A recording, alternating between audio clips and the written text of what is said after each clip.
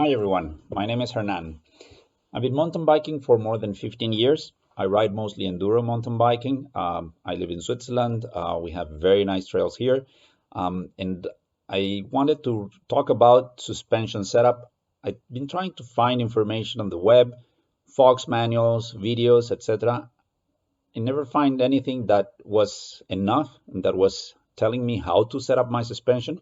And finally, after many years of riding my bike, I finally cracked the issue of how to set up my suspension. So I'm going to try to share with you what I learned and hope that this is going to help you too. This might not be 100% accurate or technically accurate. So if there's any mistakes or any corrections, please write them in the comments below. Or if you think there is any way to make a better explanation, also let me know. So I hope you enjoy. So first of all, we're talking about enduro mountain bike suspension. This would apply to any mountain bike, but mostly I'm going to be talking about enduro suspension setting. So we're talking about the front fork and the rear shock, as you can see on the picture. So how do you adjust your suspension? So you could adjust your suspension to have more speed, or to do higher jumps, or just to have climbing efficiency, which is something that I had been trying to balance a lot in my setting for the last years, because I come from cross-country world, and maybe I'm one of the older riders there that also wants to keep the climbing efficient. And I invested also in a very expensive Yeti bike to be able to climb well. So for me, climbing has always been very important. So climbing efficiency was important for me.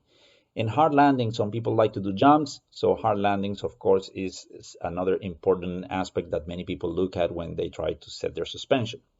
However, what I realized is that I was wrong, because the climbing efficiency and the hard landings are what-if situations.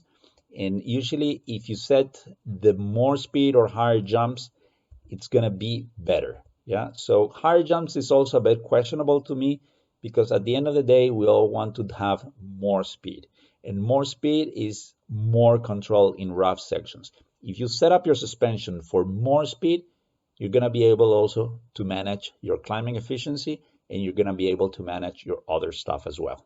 So I would still set the suspension for more speed in any case. And this is the mistake I've been doing in the past, trying to combine everything. I think it's just wiser, at least for people that are not super experts, to try to optimize the speed. But also EWS riders, I'm sure they're also trying to optimize for speed. So why not do that? And like I said, I've been riding for 14 years, but last week I did this setting, and it allowed me to do my personal records in a very rough section here where I live in Basel. I've been riding around a lot around the world. I've been riding in Moab, Utah. I've been riding in Davos, Switzerland, in Finale Ligure in Italy, in Riva de Garda in Italy. So I ride very, very rough trails.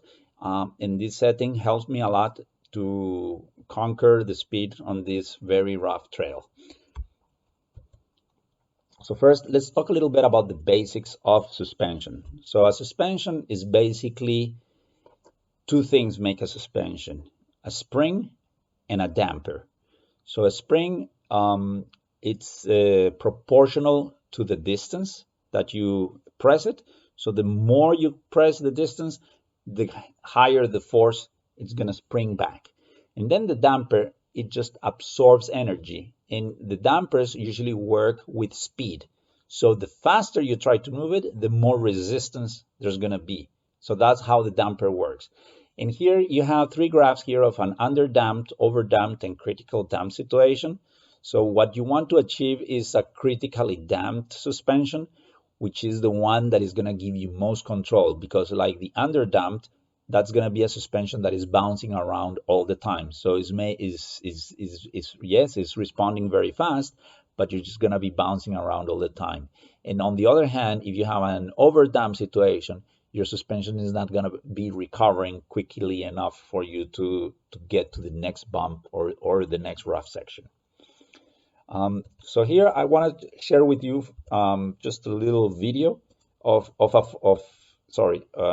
another video of some important aspects that I found online. And here, this is a video by Skills with Phil. So he explains a little bit how a damper works. Absorbs energy while a dampener makes things wet. A spring dictates how much weight or force it takes to compress a shock. A damper controls the speed a shock will compress once it is weighted and how quickly it will rebound once it is unweighted. We'll talk a little bit more about dampers later on in this video. On mountain bikes, springs. So that's one part of the video that is interesting. Got rid of our water, which is acting as oil, to show what suspension looks like without any damping. Dropping this bottle, it was fairly easy to bottom the spring out. And without any rebound damping, the spring wants to extend rather violently. In this situation, we've gotten rid of the spring and we're just using a damper. As you can see, it absorbs the impact. However, there's no spring helping the shock return to its extended state. Controls the speed in which the spring is going to move. But the spring is the one that is taking care of managing the force. So let's continue with our tutorial here, and let's talk a little bit about the suspension and how you would set it up for speed. So basically you have springs and dampers. Every suspension has at least 2 springs, let's say, and around 4 dampers. But only one setting for spring, which is with the pressure, and then there's several settings for dampers. So the first thing you're going to do is to adjust your sag. And your sag is basically going to determine your spring rate. So how do you measure the sag? The sag is basically the distance that the shock or the fork is going to travel with your dead weight. And dead weight is very important because you cannot bounce it, so it cannot be dynamic. So it's just your very static dead weight, with all your gear on, your backpack, your helmet, everything on, and then you're going to measure your sag. And for this, of course, the suspension needs to be fully open, so all the other settings need to be fully open for you to determine your sag. So my ideal sag for speed in enduro mountain bikes, especially with fog shocks, is around 25 to 30%. This is what I find the most. Fox recommends usually a bit lower, like 20%, but I find that 20% is often too harsh, too bouncy. It doesn't allow you to get your maximum speed. So I would recommend 25 to 30%.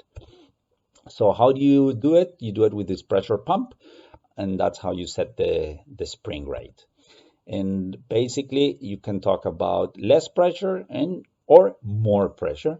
The more pressure you have, the harder the spring. Then the second setting that you're going to be working on is the rebound. And the rebound is basically the damping when the suspension is recovering.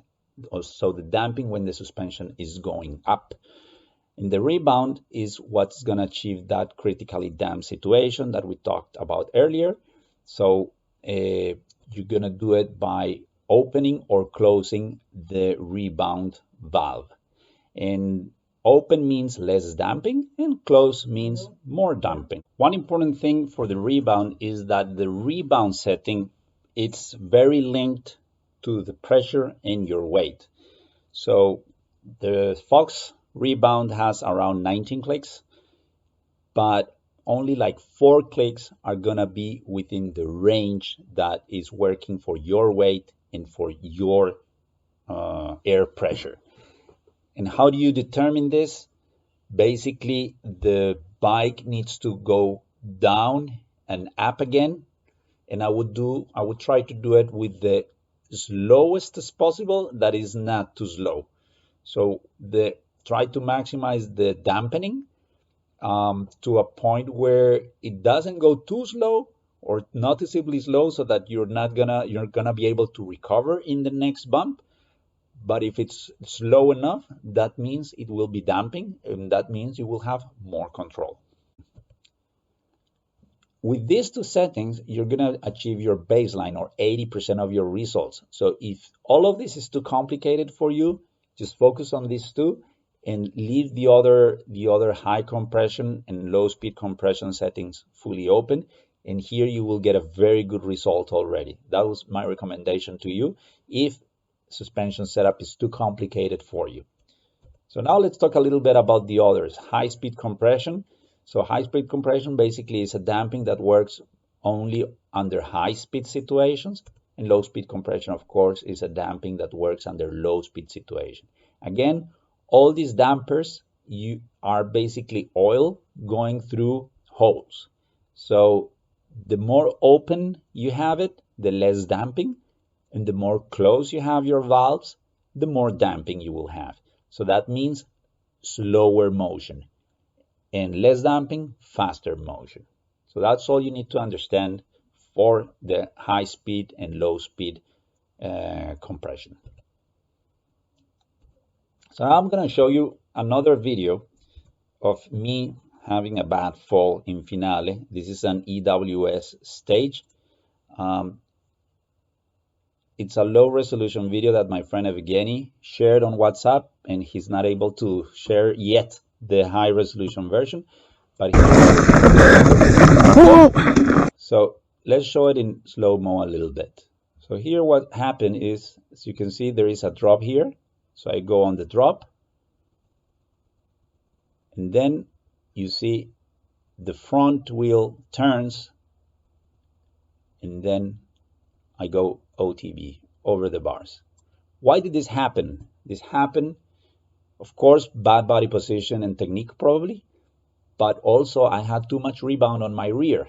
So one important thing is that your rear suspension and your front suspension, they need to work in a similar way. So front and rear should be having a very similar setting so that the bike moves together. Otherwise, you're bouncing back and forth, and then you have these OTB situations happening. So now let's recap a little bit how it works on a Fox suspension. So on top, you have the air spring. So usually you do it with this pump, and it's here in the Fox, in the fork is here in this cap here. On the rear shock is, this one doesn't show in the picture, but it's on the other side. Then the low speed compression would be usually this lever on your rear shock, and the smaller knob on your front suspension. The high speed suspension will be the larger knob on your front suspension, and the rebound, at least in Fox, is usually red. It's a red knob. In the fork is located at the bottom, and here in the rear shock, it's any of the red, let's say, knobs. So that's it, guys. Thank you very much for your time, and I hope you're able to maximize your speed with a great suspension set.